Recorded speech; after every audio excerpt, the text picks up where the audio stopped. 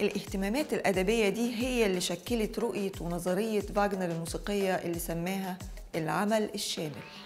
سنة 1849 وهو عنده 36 سنة نشر فاغنر مقال The Artwork of the Future أو العمل الفني المستقبلي، وفي المقال ده ظهرت لأول مرة نظرية العمل الشامل Gesamtkunstwerk. وفضل فاغنر يوضح نظريته دي في سلسلة من المقالات استمرت لحد سنة 1852، واتكلم عنها بشكل مفصل أكتر في كتابه الأوبرا والدراما اللي اتكتب في الفترة ما بين 1850 و 1851.